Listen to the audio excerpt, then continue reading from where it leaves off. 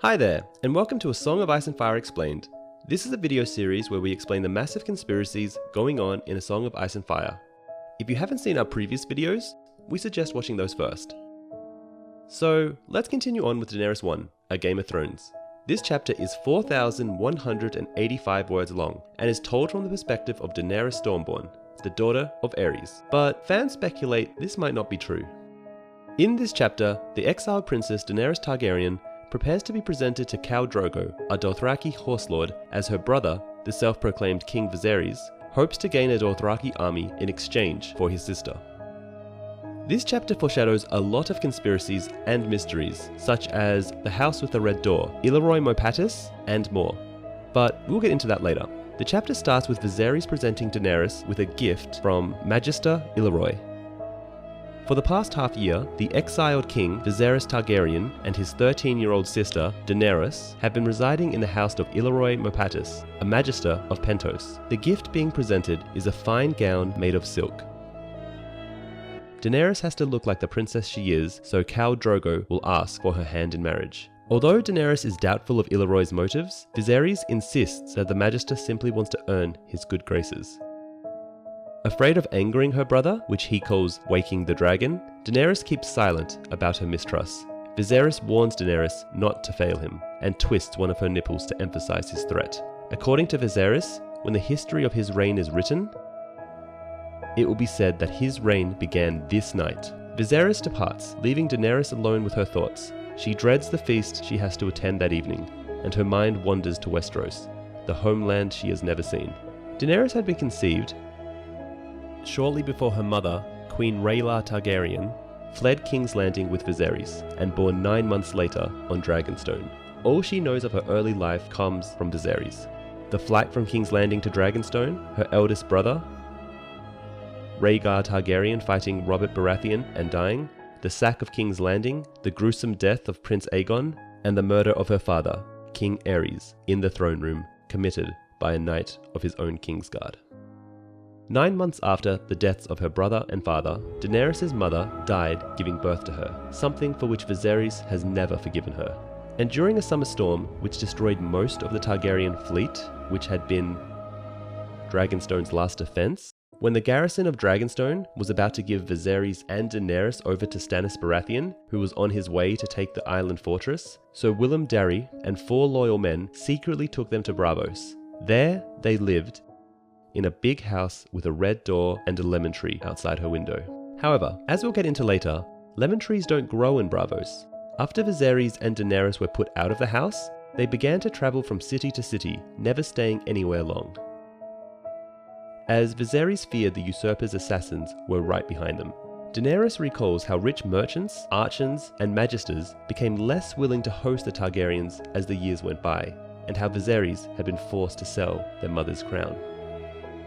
However, despite the lack of support, Viserys has become obsessed with recovering the Iron Throne. Daenerys knows that he is called the Beggar King behind his back, and wonders if people have given her a nickname too. Illyroy's servants come to bathe her, and prepare Daenerys for the feast at Khal Drogo's manse, where she is to meet and impress the Khal who was marrying her for her Targaryen blood.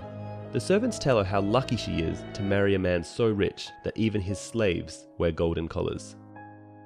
Once she is properly dressed, her brother returns with Illyroy and commands her to stand up and turn around. Illyroy showers Daenerys with compliments, while Viserys complains that she is too skinny and too young. Illyroy reassures him that she is old enough for the Khal, and comments on her silver gold hair and purple eyes, the hallmarks of old Valyrian nobility. Viserys states that barbarians are said to have queer tastes, such as boys and sheep.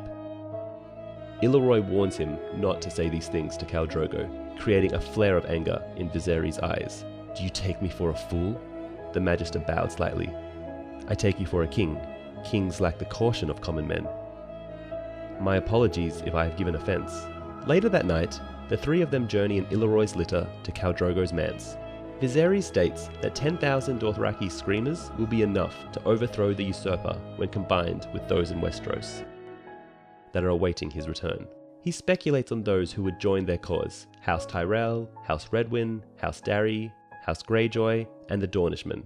Illaroy assures Viserys that the people in the Seven Kingdoms secretly await his return. Though Daenerys doubts him, Dany had no agents, no way of knowing what anyone was doing or thinking across the Narrow Sea, but she mistrusted Illaroy's sweet words, as she mistrusted everything about him.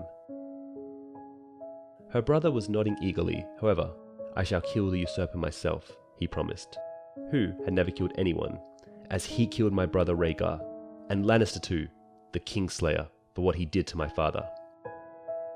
"That would be most fitting," Magister Illaroy said. Dany saw the smallest hint of a smile playing around his full lips, but her brother did not notice. So this smile seems to suggest that Illaroy never believed Viserys had any chance of retaking the Seven Kingdoms, and was always a Fagon supporter, as was revealed to the reader in A Dance with Dragons, which we'll get into later and explain further in another video.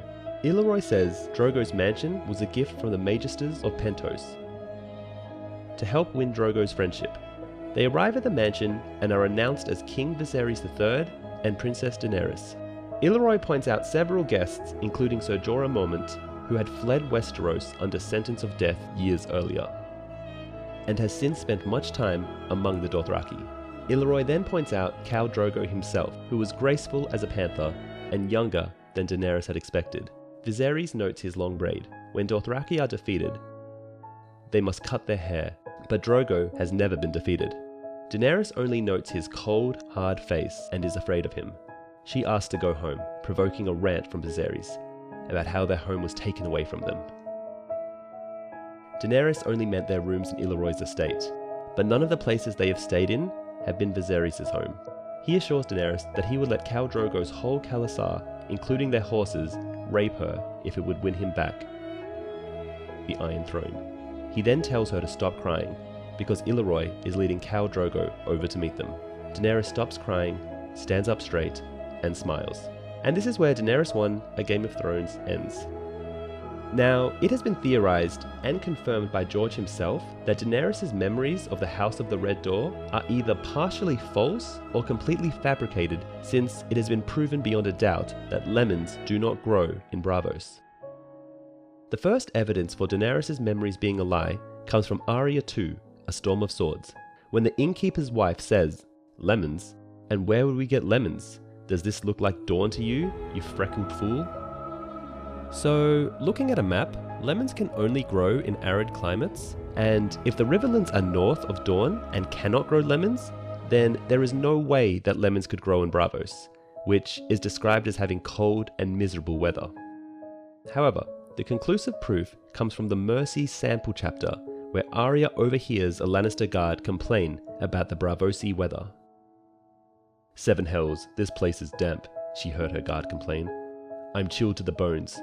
Where are the bloody orange trees? I always heard there were orange trees in the free cities, lemons and limes. Where are the bare-bellied girls, I ask you?" "Down in Lys and Myra, and Old Volantis," the other guard replied. He was an older man, big-bellied and grizzled. "I went to Lys with Lord Tywin once, when he was a hand to Aerys. Braavos is north of King's Landing, fool. Can't you read a bloody map?"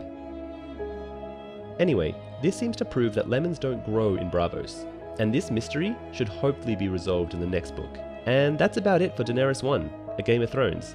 In the next video, we'll cover Eddard 1 and continue from there. In the meantime, here are some of the other differences between the HBO TV show and book. In the book, Daenerys is introduced after Ned gets the news about Jon Arryn's death. In the TV series, she appears after the scene at Lyanna Stark's tomb. Targaryens have violet eyes in the book, but this trait was dropped from the series. The showrunners have said they did use purple contacts early in filming, but this interfered with the actors' performances, so it was dropped.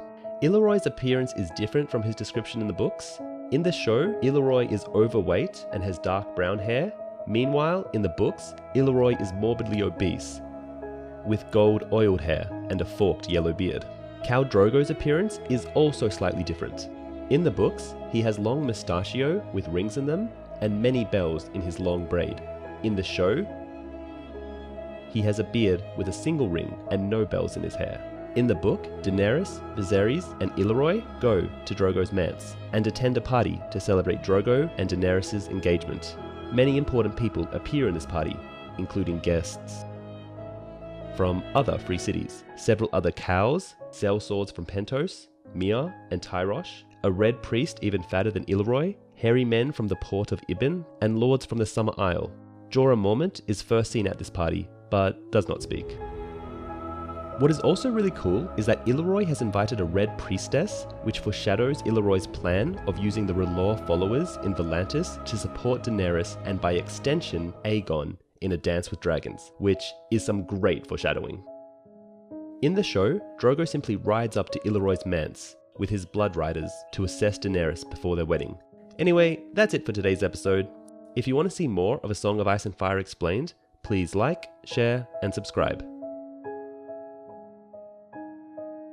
Also, when you get the chance, try out Fantasy Flights, a Game of Thrones board game, digital edition.